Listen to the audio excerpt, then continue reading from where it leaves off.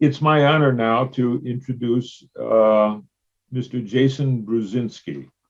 He is a senior principal in the MITRE Corporation's National Security Engineering Center, which is an FFRDC for DoD and the intelligence community. He has extensive experience in industry and government, including a career in the U.S. Navy Reserve. He has worked as a staff member for Senate and House Representatives members and for several think tanks.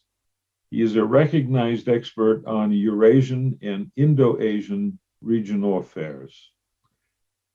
Mr. Bruzdzinski earned a BA in political science and government from St. Lawrence University, and an MA in national security from Georgetown. Thank you very much, Jason, for being with us today. It's a pleasure to be with you, really. And I'd like to express my thanks to the ODNI and to the National Academies for the invitation to be here today.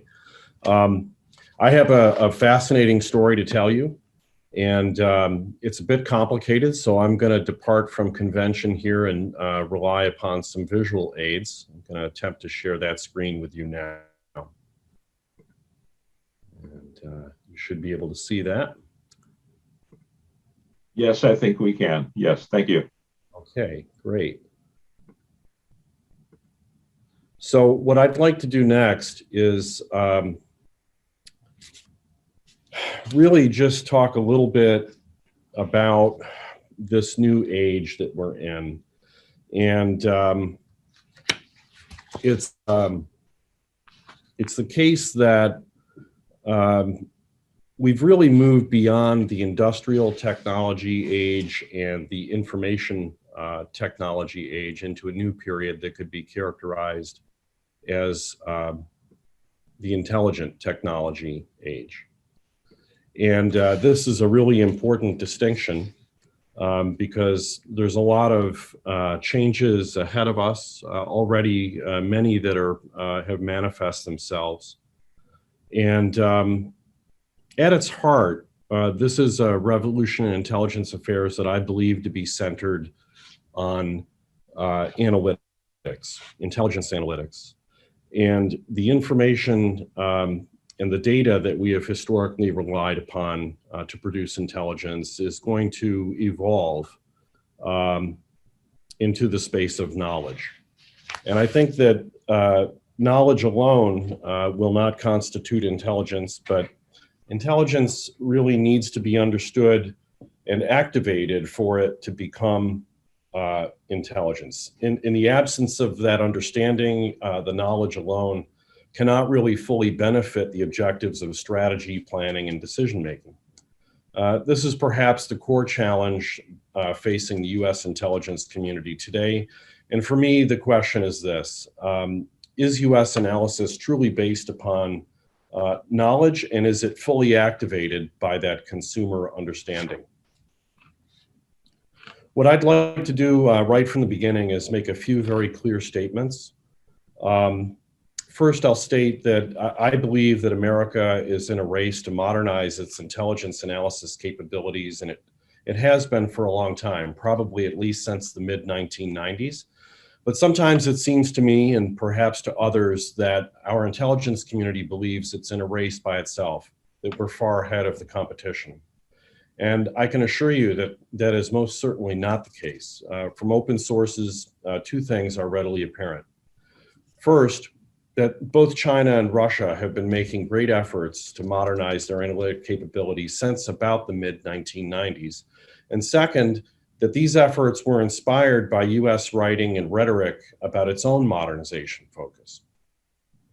Over the last 2 years, I've been examining Chinese and Russian intelligence modernization from native language open sources. And from this study, I've come to believe that the IC and the Department of Defense probably have about, well, maybe less than 5 years to implement a very complex and important transformational change to remain competitive in this regard.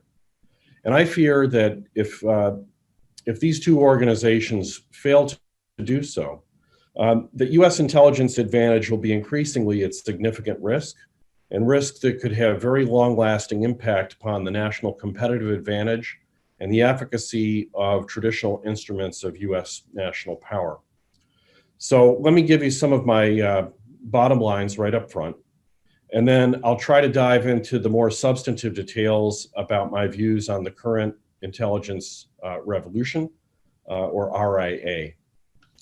And I'd like to begin by jumping to bullet 3 in this list. This revolution in intelligence affairs is a little different from the last one that we experienced beginning in the mid-1950s. This new revolution is really not centered upon collection technologies, particularly technical collection technologies, but it is certainly squarely centered upon data analytics and intelligence analysis capabilities modernization. And I believe that in the near term, we're going to be seeing some very significant changes globally to the way that intelligence analysis is performed, not only here in the United States, but also with the opposition. It's also the case that a sixth domain has emerged for the application of intelligence, and in particular, as it concerns planning and decision making. This is extremely important because it's putting us beyond the past and present, beyond our physical world, and beyond traditional kinetic means of action. Furthermore, the stuff of intelligence itself has changed. Comprehensive open source intelligence and S&TI, or scientific and technical intelligence, are becoming more and more important to all source synthesis and knowledge development. Vastly improved intelligence analysis capabilities will spark a secondary revolution that is powerfully positioned to enhance the value of technical collection, which has been developed over the last 30 plus years, and to great effect. The new intelligence revolution is going to probably spark the creation of new ints and processes, which will be created to unlock maximum value from multidiscipline intelligence. And a new means of intelligence fusion is going to distill complex dynamic context for two purposes. First, to enhance the speed and quality of human decision-making, and second, to permit humans to confidently utilize autonomous systems. The time frame for my talk today really is from the present out to about the middle of the 21st century. And I'm going to get into the details first by explaining what I view as the key characteristics of this new revolution in intelligence affairs. You can see these characteristics delineated on this chart, and I'm going to talk about each one of these things. States. I'm speaking of this as in the state of things. The observe and orient elements of Boyd's OODA loop are probably more important now than ever before. Correctly evaluating the objective conditions of the environment, its context, dynamics, and tendencies is an imperative capability of the RIA. There's a logical connection with the principle of entanglement. From the fields of sociology and mathematics, actor network theory, and graph or category theory, and its principle of morphism, which refers to the relationships between objects and networks, are very applicable to the emerging science of intelligence, and particularly as it concerns knowledge and understanding of the past, the present, and of course, analysis of alternatives for the future. The stakes. The brief period of the unipolar world is probably over if it ever really existed. And the stakes of the game for US strategic interests are arguably as high as they've ever been. So getting the future of intelligence right and getting after it as quickly as possible and affecting the transformation is going to be extremely important. The margins. In the 21st century, in more cases than not, the margin between success and failure or victory and defeat will probably be narrow. Rapid, lopsided victories are and will continue to be a rarity in the context of the geostrategic competition. Control. Here I'm talking about what is beyond pressure and influence. Control is now an increasingly important instrument of national power in strategic competition, along with one of the oldest of the dark arts, manipulation. Control in the current and future context is multifaceted, as it concerns friendly intelligence and military activities, but increasingly also those of the opposition. As the Russians call it, reflexivnoye upravlение, or reflexive control. And in the Chinese context, this is often referred to as shi, or zhangzheng kongzhi, war control. For China and Russia, these concepts are well understood and practiced, but in the United States, not as much. Manipulation. I'm talking about the term in two particular contexts. First, manipulation or use of the good old stuff of intelligence, data, and information. And second, as it affects persons, objects, and their relationships. This capability threatens intelligence in a very direct manner, and it's a problem that needs to be addressed head on. But how do we do that? We do that by developing and applying knowledge and activating intelligence. So let's talk about knowledge. Knowledge is what arises with the mastery of data and information. This is the new stuff of intelligence and the progenitor of the RIA's new methodologies, tools, and intelligence disciplines, which we'll talk about. Entanglement. In my usage of this term, I'm not speaking in the context of quantum mechanics per se. I'm speaking about specific entities, systems, and their relationships, their broader connectivity with other things. Entanglement is at the core of the science of the current RIA and the new intelligence era. Indestructibility. In both the classical and Newtonian context, it's becoming clear that while matter and information can be deleted, lost, and forgotten, they cannot be completely destroyed. And therefore, for intelligence professionals to delete, lose, or forget data and information would be extremely problematic. But to fail to process and exploit data, information, and knowledge, well, this is far worse, practically unthinkable in the 21st century, and yet it happens almost every day. The way that data, information, and knowledge is managed and activated to become intelligence really does have to change. Parallelism. In this case, I'm referring to the concurrent activities taking place in dynamic adaptive systems of systems. Parallelism, as it turns out, is a key feature of the current revolution in intelligence affairs, and we're going to be talking a lot more about it momentarily. Next, I'd like to talk a little bit about intelligence, science, and technology convergence, combination, and augmentation. In the new third IT age, the intelligent technology age, our fascination should probably be shifting from the discrete, emergent, and disruptive science and technology that's climbing the hype cycle toward the investigation and the validation of what happens when specific intelligent S&T converges and collides and yields resultant products. The question of how these products or capabilities complement or augment humans and machines is an important area for our consideration and discovery. I would say that in the not too distant future, from the convergence and combination of IS and T, augmentation will be the predominant means of enhancing both human and machine performance. This trend, of course, will have profound implications for the art and science of intelligence. Predictive and prescriptive intelligence. The new and converged intelligent science and technology holds the potential to greatly enhance anticipatory or predictive intelligence, but also to enable something completely new to the field, something that goes beyond. And here I'm talking about prescriptive intelligence, and I'll be talking more about that specifically.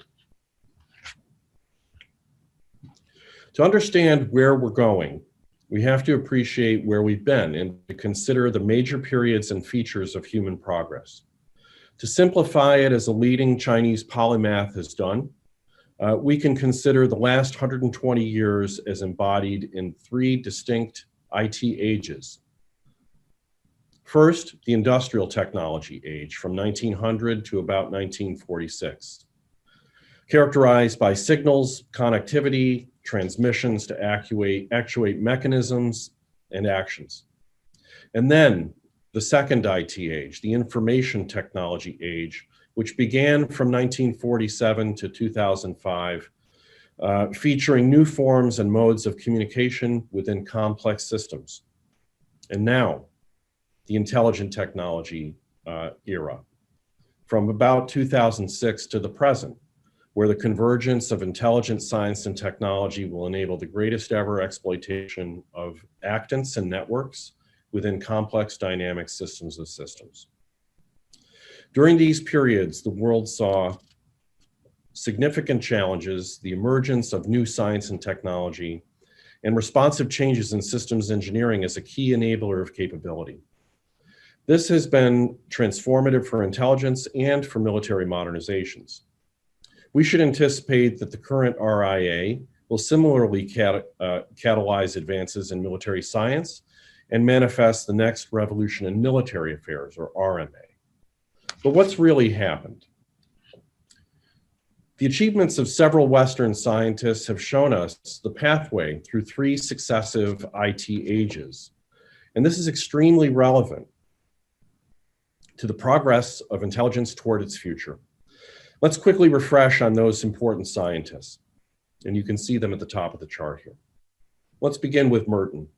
Robert Merton, unlike the other thought leaders featured here, was a social scientist and is considered the founding father of modern sociology.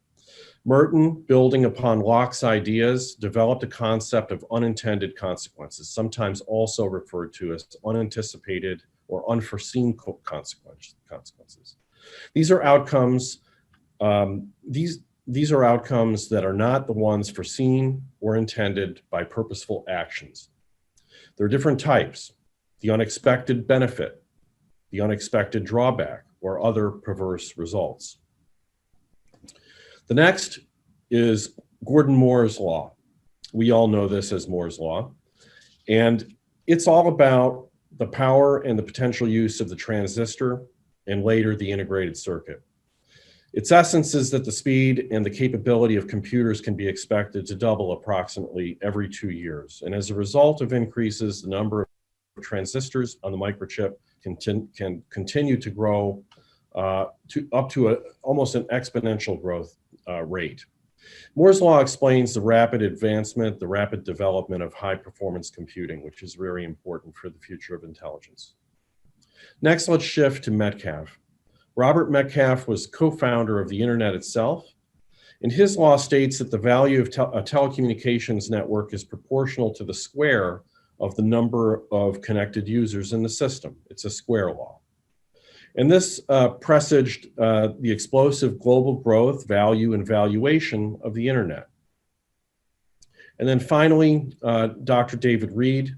Reed was involved in the development of the internet as well, specifically the Internet Protocol Suite known as TCP/IP. And Reed's law states that the utility of large networks, particularly social networks, can scale exponentially with the size and value of a network. And then I'll wrap up with Dr. Geoffrey Hinton, a professor at the University of Toronto. His experiments and subsequent scientific discoveries led to the beginning of a synthetic neural networking capability that allowed for machines to think and to learn.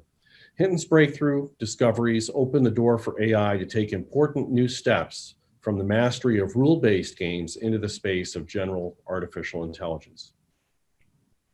Before we depart this slide, let's also consider the paradigm shifts which have influenced the development of modern systems engineering. You can see them to the right. This new shift into the fourth paradigm is extremely important because it's centered around big data analytics. It's all about the ability to perform systems engineering on the basis of simulation of complex systems that are nonlinear and have a high degree of uncertainty. It's also about the ability to combine natural, computational, and data intelligence by association and correlation. The cumulative aspects of these achievements cannot be said to be merely additive in their quality, for the sum is truly greater than the value of its parts. The products from these achievements have defined the emergent challenges and the next steps for systems engineering development, as it will support intelligence analysis and military modernization. But also, it reveals why and how activated knowledge will replace the old stuff of intelligence, data, and information, and will fundamentally enhance perception of the environment as well as the tendencies and the dynamic nature of the things within it. This has profound implications for a shift in the ways and the means of government and military operations. So if all of this is making your head swim, it's okay. That's normal because we don't typically think about matters of intelligence in this way, and some of this is actually pretty jarring. Next, I'd like to say a few words about national preparation for geostrategic competition because that's what we're all concerned about. Consumers, strategists, planners, and operators drive intelligence and also shape the future of evolutionary or revolutionary modernization. On this chart, you'll note a contrast between Eastern and Western perspectives on plans and planning. I'll give you a minute to take a look at these quotations.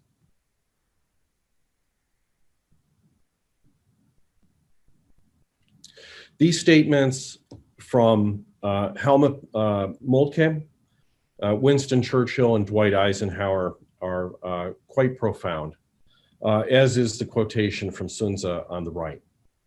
Perhaps a bit less eloquently, Mike Tyson is reputed to have once said, "Everyone has a plan until they get punched in the mouth." However, it's not necessarily true in China or in Russia, where political, military, and intelligence organizations are striving to prepare adaptively to address a wide range of complex situations. From its very early strategic culture and historical experience, China in particular seems to be predisposed to believe in the viability of something called super planning or strategemical planning, something that we might call algorithmic planning. And for these purposes, for these specific purposes, China often blames its checkered history of experience employing strategemical planning upon insufficient science and technology capability. And of course, we now know that's changing. In the West, by contrast, we have a tradition of developing meticulous plans for initial conditions in the operational environment, which contain various courses of action, but often we put far too little effort to guide actions beyond those opening engagements. At this point, rather than relying upon strategy and plans, we generally turn to doctrine, TTP, and rules of engagement, which frame or govern our responses to competitor actions. Historically, that's worked well or well enough. But will that be the case in the 21st century, where the context has changed due to the convergence of disruptive intelligence, science, and technology, and its proliferation to our chief competitors? Is it not a good time to change up the way that we think about things, particularly concerning intelligence matters? I think my next three charts are going to be thought-provoking as we contemplate the power of high-performance computing coupled with AI and ML. Many of you would be familiar with this particular chess tournament, a unique chess tournament where a grandmaster took the challenge of competing against, at that time, the best chess AI in the world. Garry Kasparov won the first tournament 4-2, 4 games to 2 against Deep Blue in 1996. And he reappeared for a rematch a year later. His second experience against the machine was devastating, and he retired from competitive chess play in 2005. But following the 1997 defeat to Deep Blue, Kasparov never played another match against an AI-enabled machine. He came face to face with a new challenge, cognitive superiority, enabled by AI and ML. The first baby steps toward a synthetic neural networking capability, which was first demonstrated in 2006 at the dawn of the third IT age, the intelligent technology age. Less than a decade later, in 2006, Lee Sedol was arguably the best human Go player alive, with the title of a 9th Dan Master.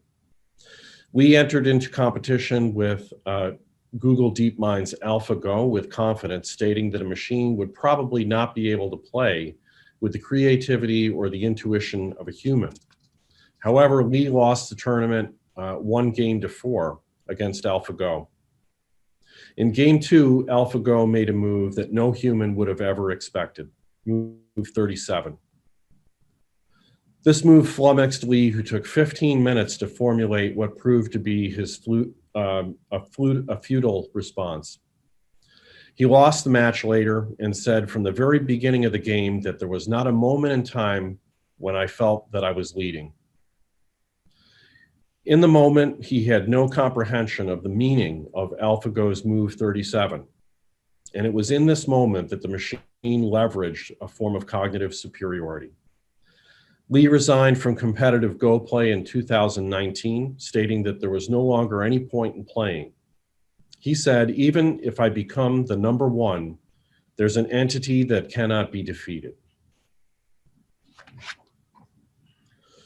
Colonel Gene Lee was not able to score a single kill against Cybernetics Alpha AI, which was tailored to engage in dogfighting, air-to-air combat. This was also in 2016. Lee said, I was surprised at how aware and reactive the AI was. It seemed to be aware of my intentions, and it reacted instantly to my changes in flight and missile employment. It knew how to defeat the shot that I was taking. It moved instantly between defensive and offensive actions as needed. Colonel Lee also stated, after dogfighting with Alpha, I would go home feeling washed out, tired, drained, and mentally exhausted. This may be artificial intelligence, but it represents a real challenge, a viable and lethal challenge. So now there's a new domain for competition, a 6th domain that transcends the traditional air, land, sea, space, cyber, and spectrum domains. And you guessed it, it's the cognitive. And it's not really about the previous information operations, psychological warfare, or deterrence theory that we've engaged in over the course of the last century.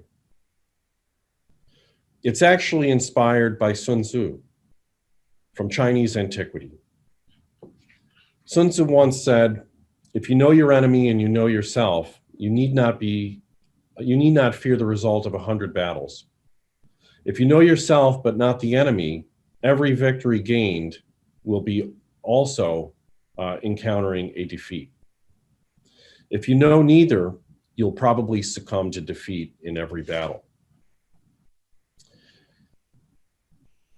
This is correct. In fact, the complexity of the cognitive domain is remarkable, as it has at least a dozen attack surfaces when we consider its discrete areas of competition on the left. By the way, this graphic is my own representation of Bloom's well-known taxonomy for cognition.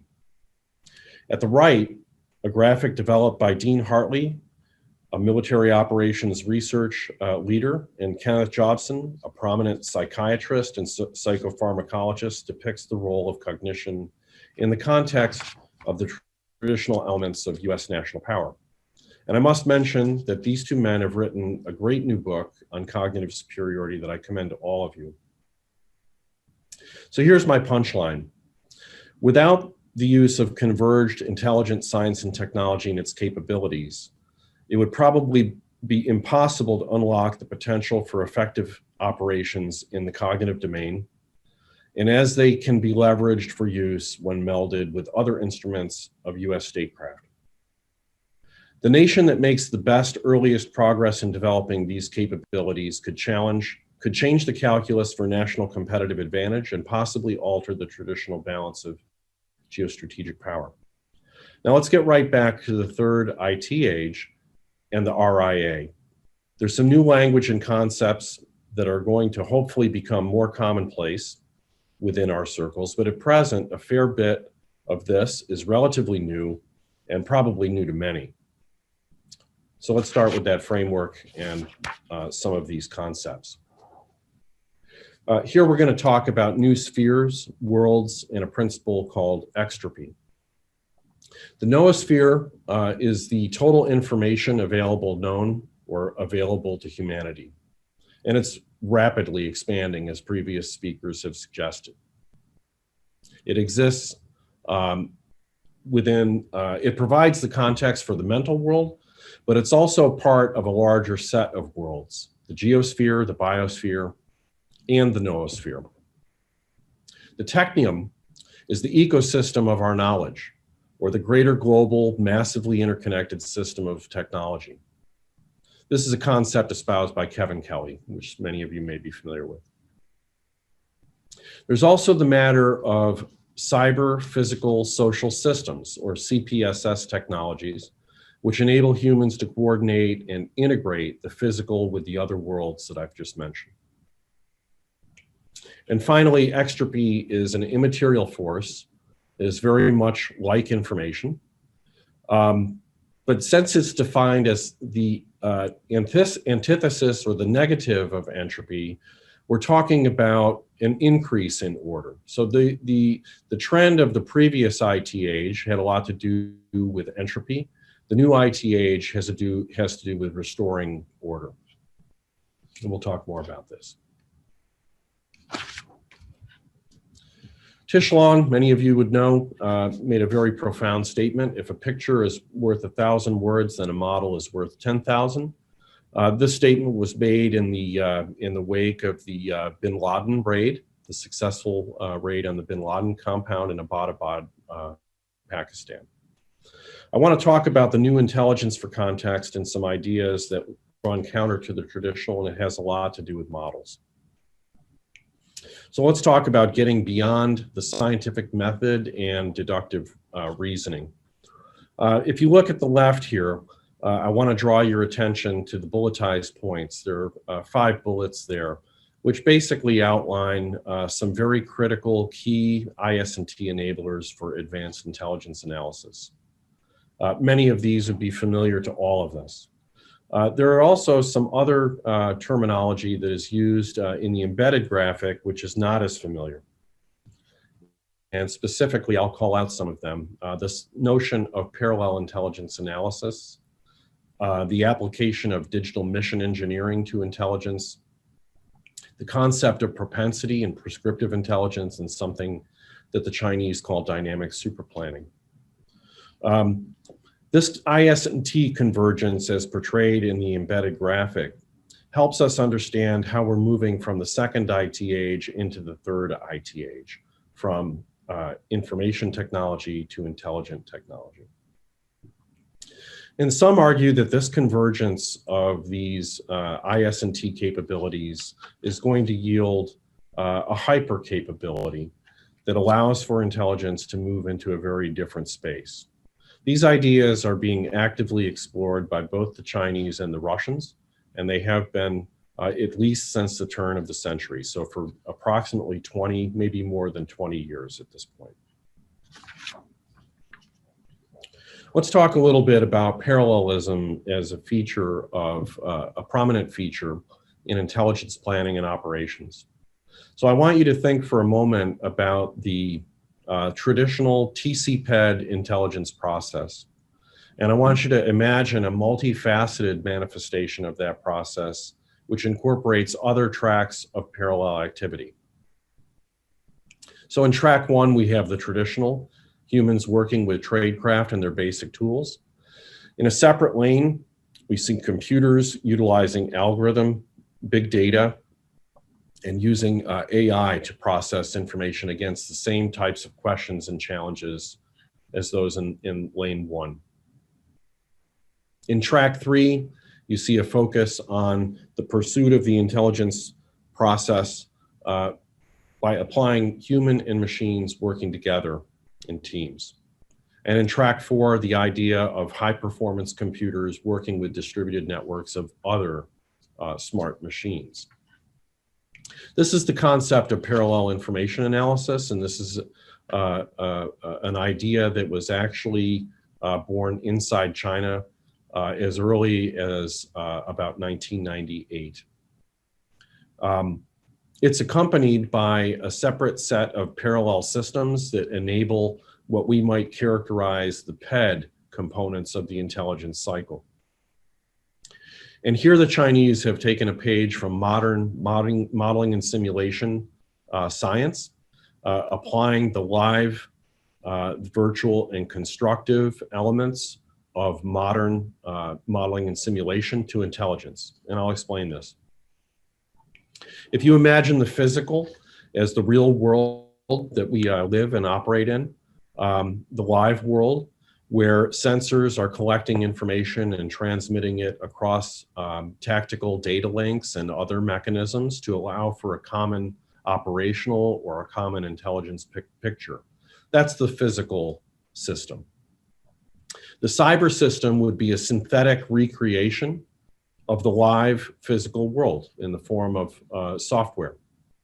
And of course, the constructive would be the merger of the two. In the fourth system, we have the converged and the constructive systems coming together with human decision-making really as paramount.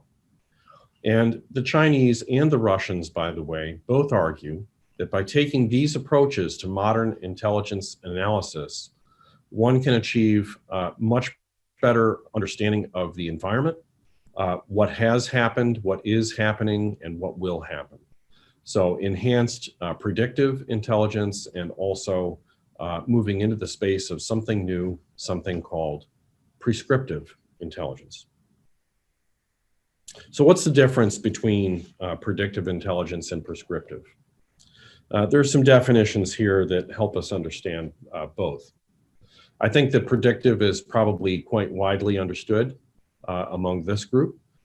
Prescriptive, which is a term that actually comes from the field of competitive intelligence and data science, is probably less well appreciated.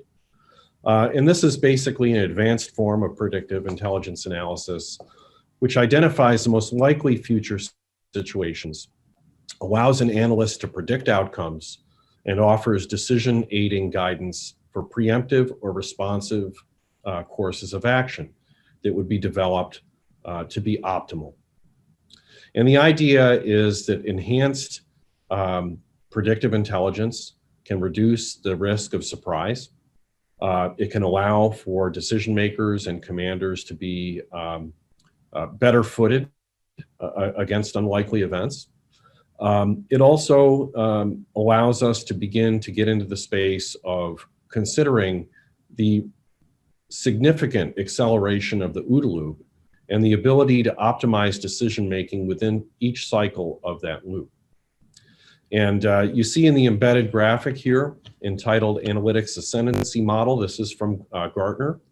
And I've added something to this chart, and that's the knowledge piece. So we're shifting from data and information as the basic elements for intelligence, but really into a new space where knowledge becomes very critical to be able to perform these types of intelligence capabilities reliably. Knowledge manifests in the form of models. These models are the new stuff of intelligence analysis. They're the refinement of data and information. And these models can take many different forms. They can take the shape of high fidelity multi-physics models. They can take the shape of actual digital twins of things. And they can also take the shape of really sophisticated software-defined systems of systems. So let's talk about the fidelity of these models just for a second. We're talking not merely about creating a sophisticated flight simulation model with flight characteristics of specific aircraft. We're talking about getting under the skin of this aircraft and also being able to model a variety of subsystems as shown in the graphic on the left. In the graphic on the right, you can actually see an example of a software-defined system of systems embodied in the US Navy's Aegis destroyers, integrated air and missile defense capability. So these are just two examples, but there's yet another type of model that is becoming very important. I call it a mega model. And here we're talking about going well beyond discrete entities or systems of systems, but really into the space of significant complexity, being able to model things at the level of large and complex cities like Manhattan, Houston, Los Angeles, et cetera. This is exactly what's happening.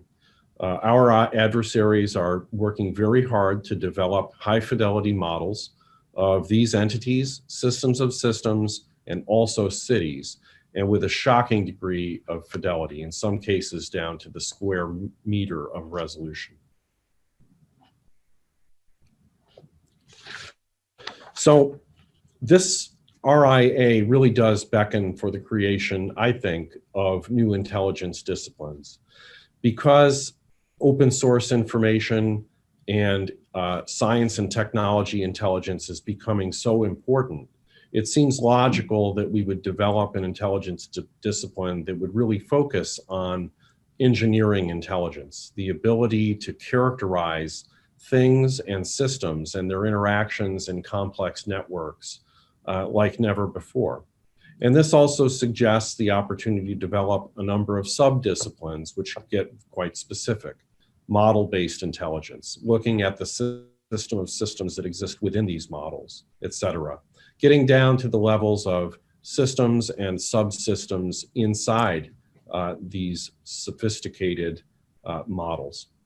And of course, and I think this is already happening, models of things that exist in the social space, people, groups, organizations, and their interactions. I think that it's really important to get after this and to get after it very quickly, because the failure to do so could have very profound implications. If our adversaries pursue this path and do it well, it could put us at very significant disadvantage. If they pursue it and they do it poorly, but they don't realize that they've done it poorly and they employ it anyway, this could also be extremely dangerous for the United States and its interests. I think that traditional intelligence sources are going to be reprioritized and in some sense redefined. Specifically, open source, as was talked about earlier today. There is a very big difference between open source data and information and OSINT, or open source intelligence, but the two are often mingled and confused. I think it's the case that a lot of open source information and data is collected and analyzed, but there's actually very little open source intelligence that is being produced within the US intelligence community. There's definitely a preference for the production of classified reporting. Open sources embody the overwhelming majority of all knowledge that is contained in the noosphere that I talked about earlier. So it's a bit ironic that it doesn't have greater priority within some intelligence circles. Open sources are the basis and the single greatest influence upon the phenomenon of the noosphere extropy. So the expansion of knowledge known to humans, and also the ordering of that knowledge, as well as the ongoing construction of the technium, or that model of how modern science and technology is all connected. Open sources are definitely the most readily accessible and exploitable, and they're often obtained at the lowest cost and risk. And yet, if we considered the sun as the noosphere, we would recognize that open source would really constitute much of what is the sun, while the classified sources would probably be limited to those sunspots that we see in the image on the right.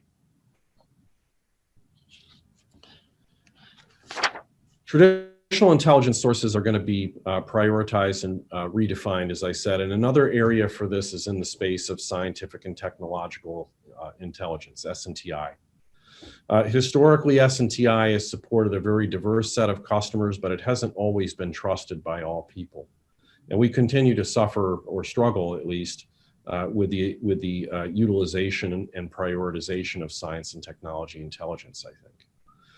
US focus and expenditure on this form of intelligence has definitely been in steep decline since the end of the Cold War. There's plenty of open source discussion about that fact. And one of the attributed factors for this is a weakening demand signal from some of those consumer communities. This has allowed S&TI to atrophy over time. And in spite of the fact that while IC portfolios are growing, generally, it's not the case that the S&TI components seem to be. Multidisciplinary intelligence collection capabilities that are leveraged to yield S&TI were definitely at the center of the last intelligence revolution. The new focus on analytics is going to prompt a change in IC culture and also the traditional analytic ways and means of S&TI production to deliver much higher fidelity information and data to decisions. And I think that the true role and function of MASENT is going to be actualized in this new era, specifically to enable this thing that I call engineering intelligence. So maybe this is a good place to finish up with some judgments and conclusions.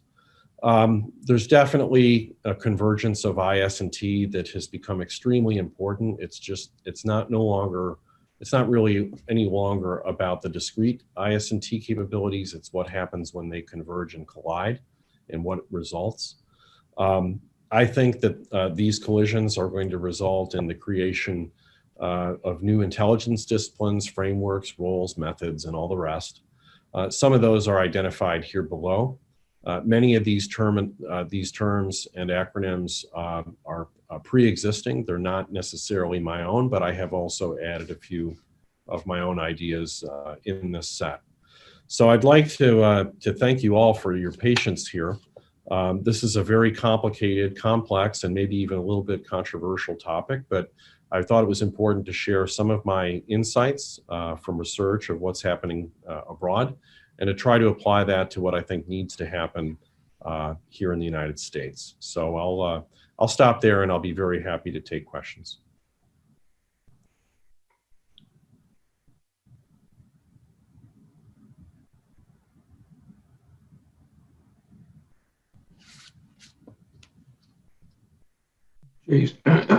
Jason, can you see the Q&A on the screen? No, I guess not. I do have it, yes. Yeah, there's one question. I guess I could read it. I see 3 questions, but they don't appear to be reflecting the latest updates. That's true. Yes. Okay. Okay. Well, if there are no other questions, you can still submit those online through your Q&A link at the bottom for us to answer in the panel session. So let's see, well, one just came, well, a few came in. Sorry, I was having a little trouble with the Zoom application here. Yeah.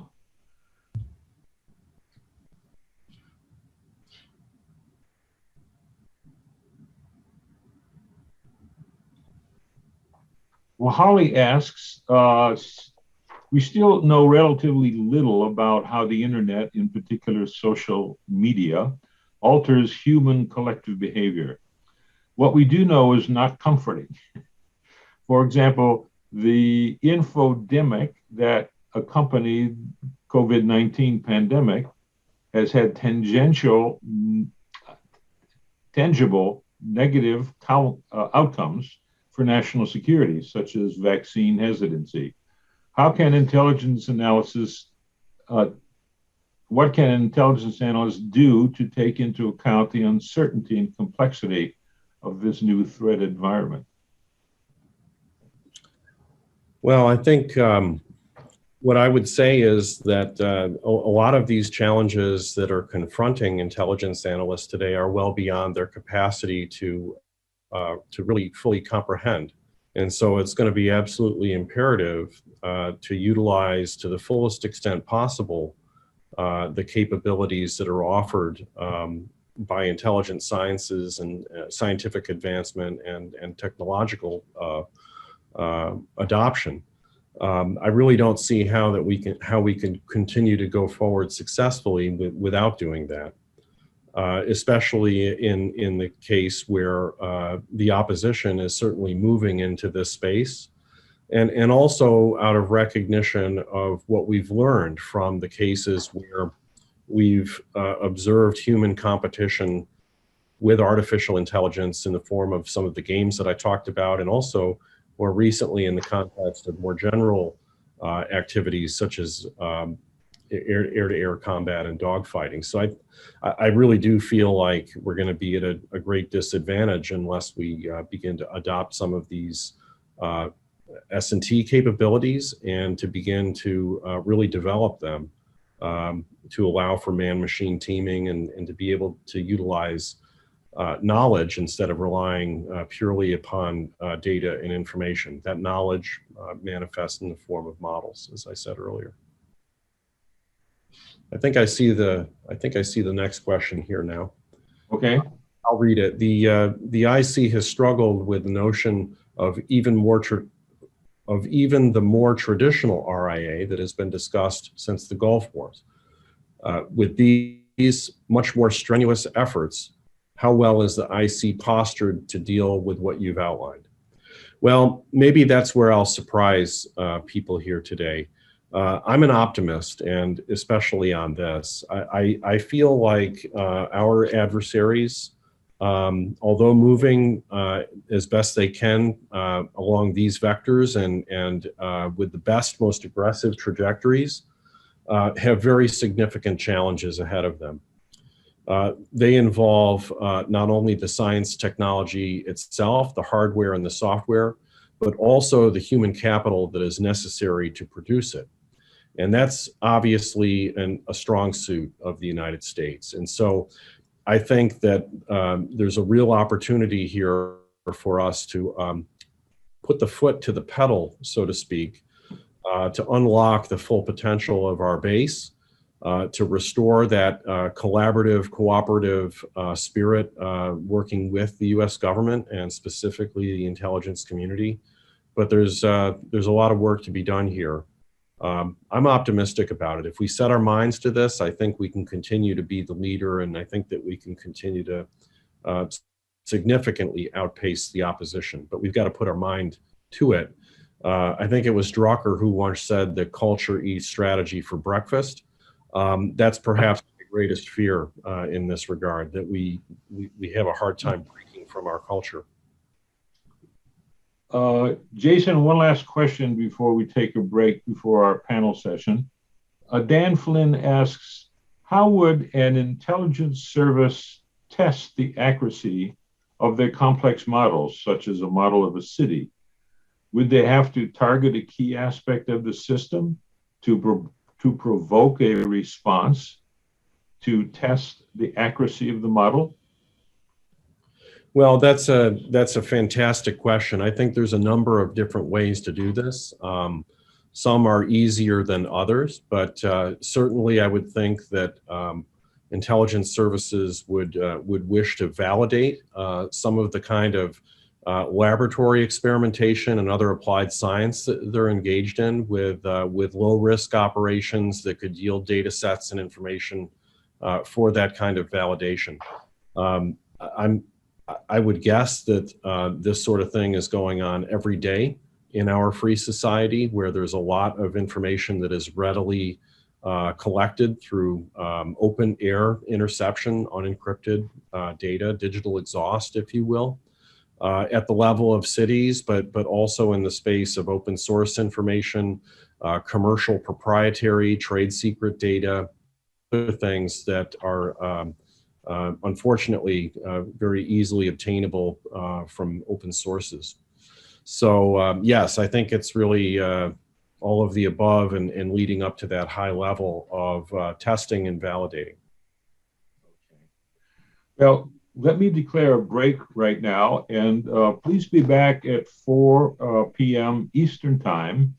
And Dr. Anthony Vinci will be the moderator for our panel discussion at that time. So we'll see you then.